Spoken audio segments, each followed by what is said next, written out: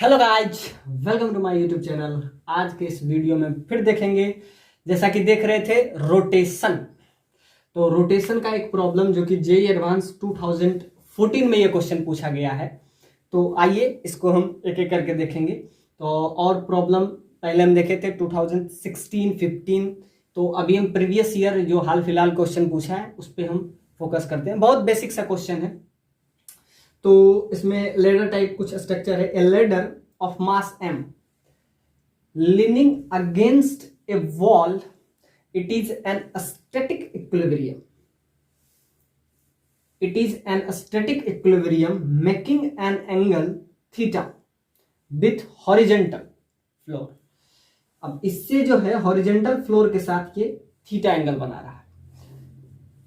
So it is an static equilibrium making an angle theta with horizontal floor. The coefficient between the wall and the ladder is mu1. तो ये आपका जो है wall है और ये आपका है लेडर।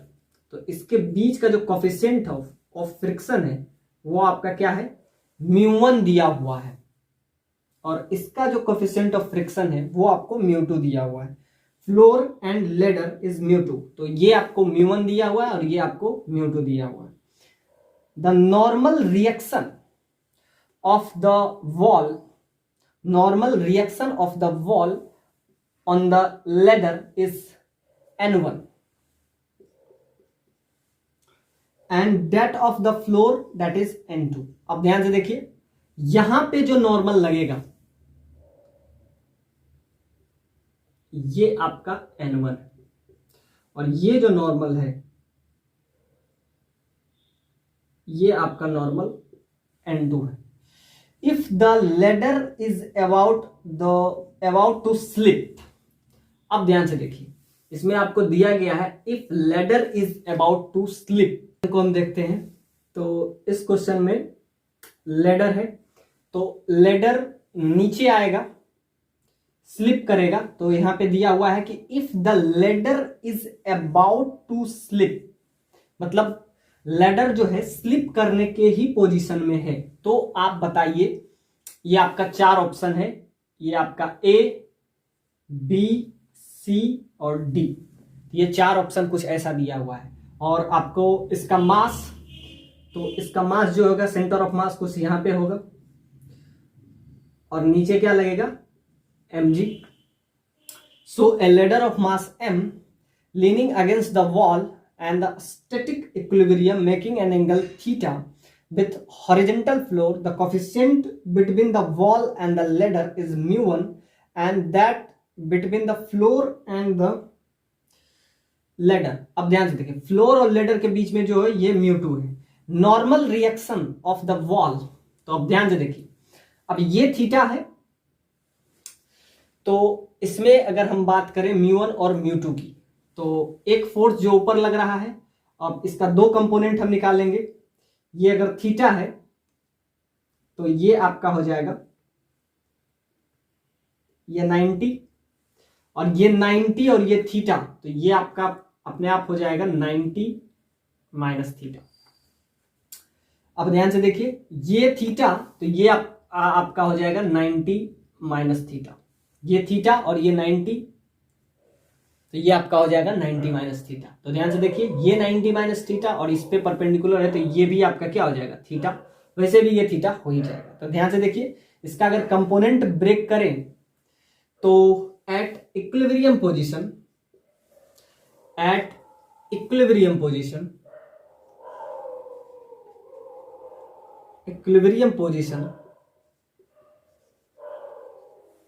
तो इक्विलिब्रियम पोजीशन पे क्या होगा, जितना वर्टिकल फोर्स उतना, यानी जितना ऊपर फोर्स उतना नीचे, जितना लेफ्ट उतना राइट। तो ध्यान से देखिए, ऊपर लगने वाला फोर्स ये आपका नॉर्मल फोर्स है, और ध्यान से देखिए mg नीचे लग रहा है, तो n2 और कोई n1 का यहां से थीटा है, तो ये थीटा है। अब इसका दो कंपोनेंट अगर ब्रेक करें n1 का, तो एक ध्यान से देखिए, ये आपका आ गया, ये थीटा आ गया, और में ladder is about to slip, जब ये स्लिप पोजीशन पे रहेगा तो ये नीचे आएगा, ये लेडर नीचे आएगा क्योंकि ऊपर तो जा नहीं सकता है। ये mg के वजह से mg इसको नीचे पुश कर रहा है तो ये नीचे आएगा। तो एक फोर्स ऊपर लगेगा और वो है फ्रिक्शन फोर्स, वो आपका F1 है। अब ध्यान से देखिए, ये नीचे आने के पोजीशन में था तो फ्रिक्शन जो होता है हमेशा क्या करता है, अपोज करता है, अपोज द मोशन। तो अगर ये फ्रिक्शन के वजह से ये नीचे आ रहा है, मतलब ये नीचे स्लाइड करना चाहेगा तो फ्रिक्शन हमेशा मोशन के अगेंस्ट लगता है। तो फ्रिक्शन यानी कि ये जो है नीचे स्लाइड करेगा, क्यों, mg के वजह से ये नीचे स्लाइड करेगा, और जब ये नीचे स्लाइड करेगा तो फ्रिक्शन ऊपर लगेगा। और फ्रिक्शन कितना लगेगा, F1, क्योंकि इसका जो म्यू है आपको क्या दे दिया हुआ है, कोफिशिएंट ऑफ फ्रिक्शन जो कि आपको दे दिया हुआ है इसका लेडर और दिस वॉल के बीच में। तो ध्यान से देखिए, एक फोर्स ऊपर F1 और नीचे mg। तो ध्यान से देखिए, तो यहां एक इक्विलिब्रियम पोजीशन, तो ऊपर लग रहा है F1, ऊपर लग रहा है नॉर्मल N2, और नीचे लग रहा है आपका, नीचे लगने वाला फोर्स आपका है, तो नीचे लगने वाला फोर्स आपका है यहाँ पे mg। तो ये आपस में बराबर हो जाएगा।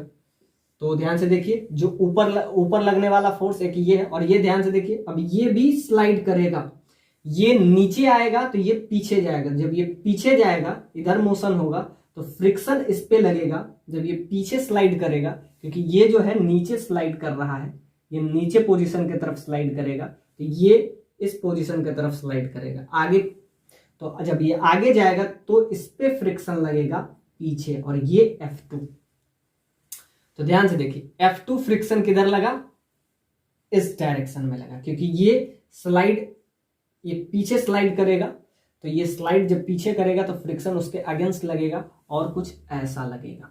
तो ध्यान से देखिए, अब हम एट इक्विलिब्रियम पोजीशन पे हम कह सकते हैं फ्रिक्शन ऊपर लग रहा है और ऊपर लगने वाला फोर्स एक N2 है। अब ध्यान से देखिए, तो एक इक्वेशन तो आपका यहां से आ गया, इक्वेशन फर्स्ट।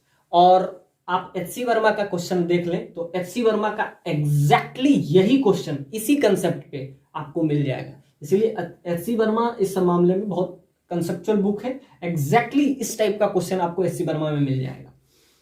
अब ध्यान से देखिए, एक तो है कि ऊपर लगने वाला फोर्स एक इधर फ्रिक्शन है, एक नॉर्मल है, और इसको बैलेंस क्या कर रहा है, mg कर रहा है। अब ध्यान से देखिए, इधर लगने वाला फोर्स, तो यहां से राइट लगने वाला फोर्स, लेफ्ट लगने वाले फोर्स, यानी कि एट इक्विलिब्रियम पोजीशन, और क्या कह रहा है, ladder is about to slip, मतलब अब ये स्लिप करने के पोजीशन पे है, तो ये नीचे आएगा और ये क्या जाएगा, पीछे जाएगा, और जब ये पीछे जाएगा तो फ्रिक्शन इस पे आगे लगेगा, और वो क्या लगेगा, μ2 इंटू N2।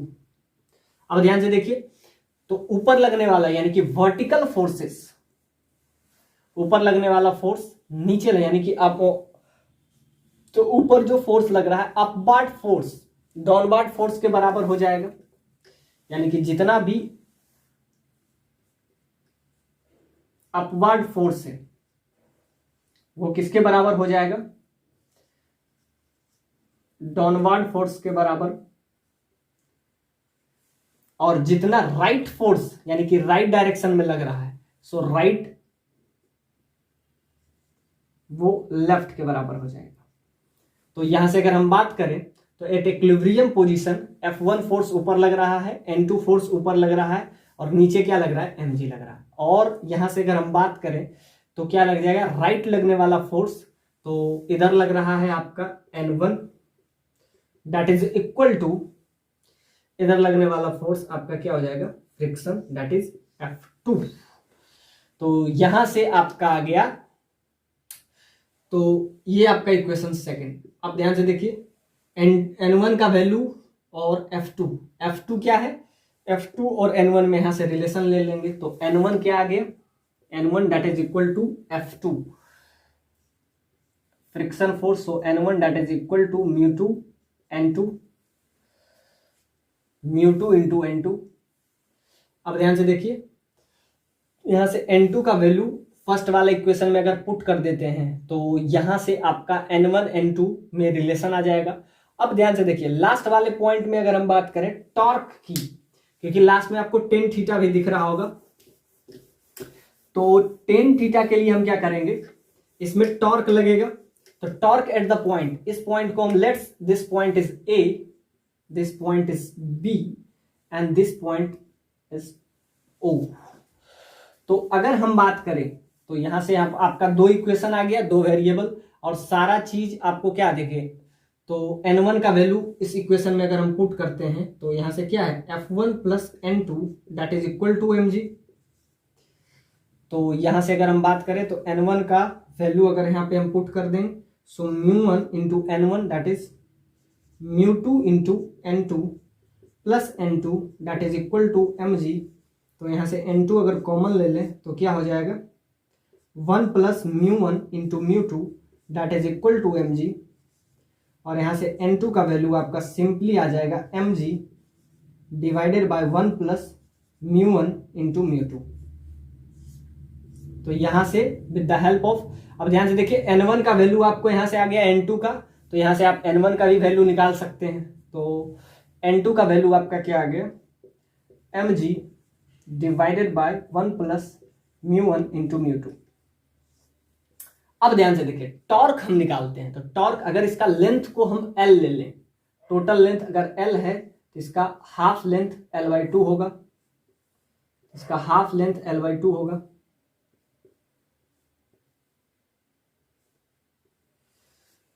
टोटल लेंथ इसका L है तो इसका हाफ लेंथ आपका क्या हो जाएगा L/2। सो टॉर्क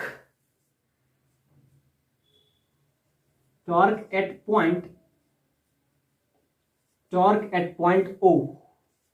अब O पॉइंट के बाद अगर हम टॉर्क लेते हैं तो नीचे लगने वाला फोर्स, तो जिसके अबाउट आप टॉर्क ले रहे हैं और उस पॉइंट से अगर फोर्स पास कर रहा है तो टॉर्क होता क्या है, torque that is equal to R cross F।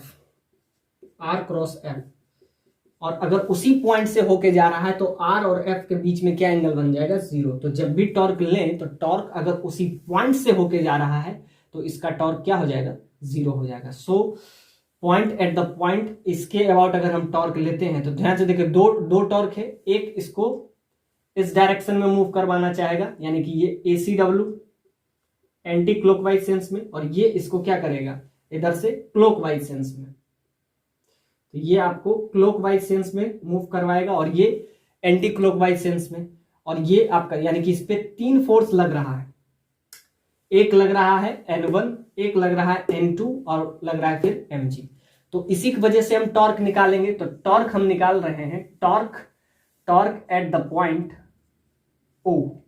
तो टॉर्क mg के वजह से क्या हो जाएगा, torque due to torque at point, तो ध्यान से देखिए ये इसको इधर क्लॉकवाइज मूव करवाना चाहेगा और ये इसको ACW एंटी क्लॉकवाइज डायरेक्शन में मूव करवाएगा, और mg के वजह से 0 हो जाएगा क्योंकि mg उसी पॉइंट से होके जा रहा है।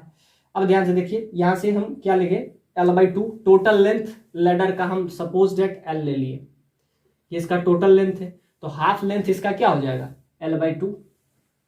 अब force into perpendicular distance, force लग रहा है और फोर्स इसके बीच का परपेंडिकुलर डिस्टेंस अगर निकालें तो ये आपका थीटा है और ये इसका परपेंडिकुलर डिस्टेंस, तो force into perpendicular distance torque हो जाएगा। तो टॉर्क ड्यू टू, अगर हम N2 की बात करें तो टॉर्क ड्यू टू N2 आपका हो जाएगा यहां से परपेंडिकुलर डिस्टेंस, इस पॉइंट के अबाउट लग रहा है तो परपेंडिकुलर डिस्टेंस इस दोनों के बीच में ये आपका है परपेंडिकुलर डिस्टेंस। तो ये अगर इस पॉइंट को let's this point is D, so perpendicular distance is B से D, BD। तो BD क्या हो जाएगा इस ट्रायंगल में, इस ट्रायंगल में आपको BD का वैल्यू आपका हो जाएगा परपेंडिकुलर डिस्टेंस, दोनों पॉइंट के बीच का परपेंडिकुलर डिस्टेंस। तो ये आपका क्या हो जाएगा, ये L/2 और ये थीटा, तो ये आपका क्या हो जाएगा, ये आपका हो जाएगा कॉस थीटा। तो ये आपका हो जाएगा L/2 कॉस थीटा। तो ये आपका L/2 cos थीटा। अब ध्यान से देखिए N1 ये भी लग रहा है, फिर हमको क्या निकालना है परपेंडिकुलर डिस्टेंस। तो ध्यान से देखिए जब भी हमको परपेंडिकुलर डिस्टेंस निकालना है तो दोनों पॉइंट के बीच का ये और इसके बीच का ये परपेंडिकुलर डिस्टेंस हमको चाहिए। तो ये अगर O है और ये इस पॉइंट को अगर हम T लेते हैं तो OT फोर्स और उसके बीच का हमको परपेंडिकुलर डिस्टेंस चाहिए। तो ध्यान से देखिए, फोर्स इधर लग रहा है, तो ध्यान से देखिए ये आपका फोर्स है, ये आपका परपेंडिकुलर डिस्टेंस, वही डिस्टेंस BD, तो उसी का पैरेलल ये हो गया। तो ये आपका थीटा है, ये L/2 है, तो BD का वैल्यू क्या हो जाएगा, L/2 cos थीटा। यानी कि इस पे अगर आप cos थीटा लें तो cos थीटा हो जाएगा BD बाय L/2। तो यहां से BD का वैल्यू आपका आ जाता है L/2 cos थीटा। तो यहां से आपका आ गया L/2 cos थीटा, और यहां से perpendicular distance, let's this point is T, यानी कि फोर्स इधर लग रहा है, तो फोर्स और इसके बीच का परपेंडिकुलर डिस्टेंस, तो ये आपका थीटा है और ये आपको चाहिए। तो ध्यान से देखिए, ये थीटा है, ये L/2 है, और ये आपको निकालना है, ये आपको यहां से निकालना है। तो ये आपका हो जाएगा O से T, OT। तो ध्यान देखिए, ये थीटा, ये L/2, तो ये आपका आ जाएगा, इसमें हम क्या ले लेंगे, साइन थीटा। तो साइन थीटा जब लीजिएगा तो ये परपेंडिकुलर यानी OT by hypotenuse that is L/2, so OT that is equal to L/2 sine theta. तो हो गया, फोर्स आपको पता है, mg की वजह से जीरो हो जाएगा, क्यों, क्योंकि परपेंडिकुलर डिस्टेंस जीरो है। तो टॉर्क इसके वजह से क्या होगा, ये क्लॉकवाइज सेंस में है, ये एंटी क्लॉकवाइज सेंस में है, तो एक दूसरे को क्या करेगा, अपोज करेगा। तो यहां से torque due to N1 that is equal to torque due to at point O, ये आपका N2 की वजह से एट पॉइंट O। तो यहां से अगर हम दोनों को बराबर कर देते हैं तो परपेंडिकुलर डिस्टेंस, एक का L/2 cos थीटा आया है, एक का L/2 साइन थीटा। तो उसके हेल्प से अगर हम बात करें तो आपका क्या आ जाएगा, बस वैल्यू पुट कर देते हैं। तो यहां से आ जाएगा फोर्स N1, और फोर्स N1 है, इसका perpendicular distance L/2 sine theta, और इसका फोर्स N1 है, N2 है, ये N1 है और उसका परपेंडिकुलर डिस्टेंस ये OT के लिए साइन थीटा लिए, सो परपेंडिकुलर बाय हाइपोटेनस, तो OT का L/2 साइन थीटा, और एक का क्या लेंगे, L/2 cos थीटा। सो L/2 से L/2 cancel, so N1 by N2, so N2 by N1 that is tan theta. तो ये आपका लास्ट वाला पॉइंट यही है। तो N1 N2 में एक और रिलेशन आ गया, L/2 से L/2 को, तो sine by cos that is N2 by, यानी कि tan थीटा का वैल्यू यहां से आपका आ गया N2 बाय N1। तो ये आपका ऑप्शन में दिया हुआ है, तो ये आपका आ जाएगा tan थीटा का वैल्यू आपका आ जाएगा N2 और N1। तो यहां से आपका N2 का वैल्यू आपसे पूछ रहा है, तो N2 का वैल्यू आपका क्या आ गया, mg 1+, यानी कि ये वाला ऑप्शन आपका सही है। सो N2 का वैल्यू जो भी इस टाइप में दिया हुआ है, N2 sine theta that is equal to mg/2, और यहां से आपका क्या, N2 का वैल्यू यहां से भी ले लीजिए, N2 का वैल्यू वहां से भी ले लेंगे, तो N2 का वैल्यू यहां से आपका क्या आ जाएगा, N1 tan थीटा। अब दोनों वैल्यू पुट कर दीजिए, तो यहां से N2 का वैल्यू आपका आया है mg 1 + μ1 × μ2 that is equal to N1 tan theta. तो ये आपका आएगा N2 tan theta, N2 tan theta का वैल्यू आपका आ जाएगा। सो होपफुली ये आपका आंसर यहां से आ जाएगा, mg/1 + μ1/μ2 that is equal to N2। तो N2 का वैल्यू हो जाएगा N1 tan थीटा, और यहां से हम वैल्यू निकाल सकते। अब क्या कह रहा है कि म्यू और μ2, यानी कि अगर दोनों एक को जीरो रखें, यानी μ1 को अगर जीरो रखें, तो μ1 अगर जीरो गया तो यहां से आपका क्या आ जाएगा, mg/2, यानी कि इसमें C भी आंसर होगा और D भी।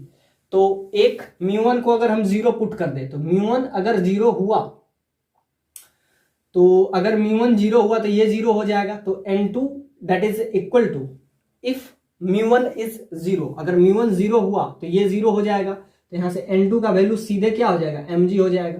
तो N2 का वैल्यू हम क्या रख देंगे, सीधे mg, और N2 का वैल्यू अगर हम सीधे mg रख ले तो यहाँ से आपका क्या जाएगा, m1 बस। तो ये आपका C और D दोनों पार्ट इसमें पुट कर दीजिए। तो ये तो आपको डायरेक्टली आ रहा है, C वाला पार्ट तो डायरेक्टली आ रहा है, दोनों नॉट इक्वल टू 0। और अगर μ1 0 हुआ तो μ1 अगर 0 हुआ तो ये N2 डायरेक्ट mg के बराबर हो जाएगा। और यहां से आपका क्या हो जाएगा, अगर ये μ1 को 0 पुट किए तो μ1 को अगर 0 पुट किए तो ये वाला सिस्टम चला जाएगा और ये वाला सिस्टम चला जाएगा, तो N1 0 टिल ये mg/2 हो जाएगा। तो hopefully this is good problem. So C and D are both are correct option. तो N2 को एक बार आप क्या कर लिए, μ1 को 0 पुट कर देते, तो μ1 को अगर 0 पुट कर लेते तो ये 0 हो जाएगा, तो यहाँ से mg आ जाएगा और यहाँ से mg आ गया और यहाँ से आपका क्या आ गया, ये चला गया। तो N2 का वैल्यू हम डायरेक्ट पुट कर सकते हैं, N2 का वैल्यू डायरेक्ट हम mg पुट कर सकते हैं। तो यहाँ से भी आपका डायरेक्टली आ जाएगा। So C and D are right answer.